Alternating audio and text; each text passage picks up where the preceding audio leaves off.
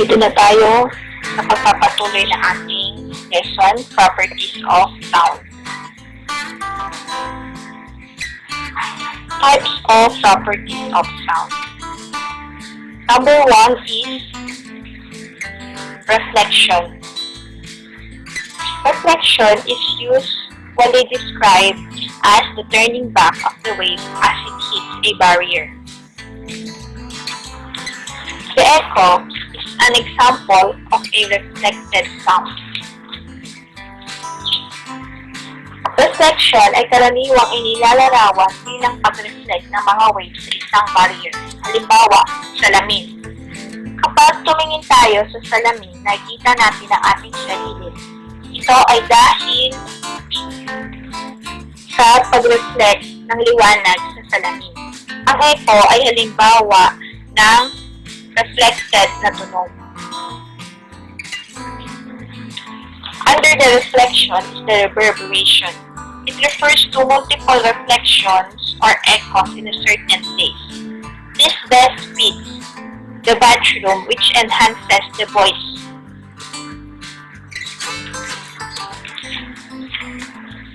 Tumutukoy sa maramihang reflection or echo sa isang lugar. Pinakaangkop ito sa banyo or CR kung saan napapaganda nito ang boses. In theaters and movie houses, there are also reverberation and echoes, but these are not pleasing to the ears during a play or a movie.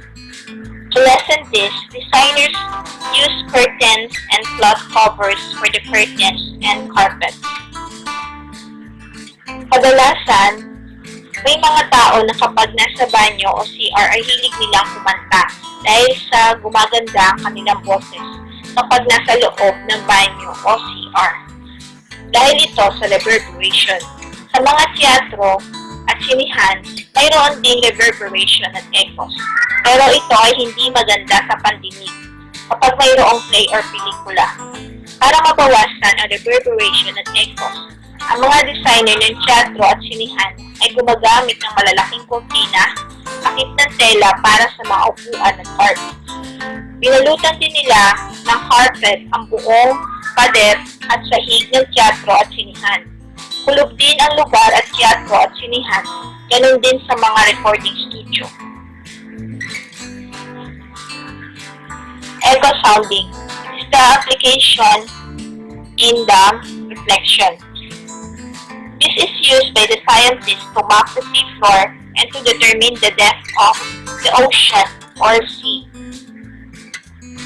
This is just the same as how bats are use sounds to detect distances. Ito ay ginagamit ng mga siyentipiko para sa mapa ng seafloor at matukoy ang lalim ng karagatan o dagat. Ito ay pareho lamang sa kung paano gumagamit ng tunog ang mga paniki upang makita ang distansya. Number 2 types of properties of sound is the refraction. Refraction of sound waves involves a change in the direction of waves as they pass from one medium to another. Sound waves travel slower in cooler air than in warmer air. Ang refraction ng mga alon ng tunog ay nasasangkot ng pagbabago sa direksyon ng mga alon sa pagdaan nila mula sa isang daluyan patungo sa isa pa. Ang mga alon ng tunog ay mas mabagal sa paglalakbay sa mas malamig na hangin kaysa sa mas mainit na hangin. When a sound wave propagates in the air with temperature which changes with altitude, refraction happens. A sound wave travels from air of higher temperature to lower temperature. Kapag ang isang alon ng tunog ay kumakalat sa hangin na may temperatura na nagbabago sa altitude, nangyayari ang refraction. Ang isang sound wave ay naglalakbay mula sa hangin ng mas mataas na temperatura sa mas mababang temperatura. During the daytime, as illustrated in figure, sound travels faster at the Earth's surface since the air molecules are hotter due to the energy absorbed from the Earth's ground. The air molecules at the higher altitude are cooler than those at the Earth's surface, causing sound waves to refract upward. Sa panahon ng araw, tulad ng nakalarawan sa figura, ang tunog ay mas mabilis na naglalakbay sa ibabaw ng mundo. Dahil ang mga molecules ng hangin ay mas mainit dahil sa enerhiya na inihigop mula sa lupa.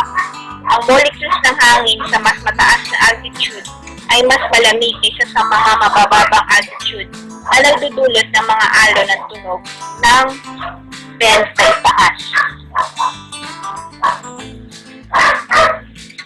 During nighttime, as illustrated, the Earth's surface is cooler and the layer of air immediately above it is also cooler. As a result, sound travels faster at the higher altitude and it is refracted or bent towards the ground.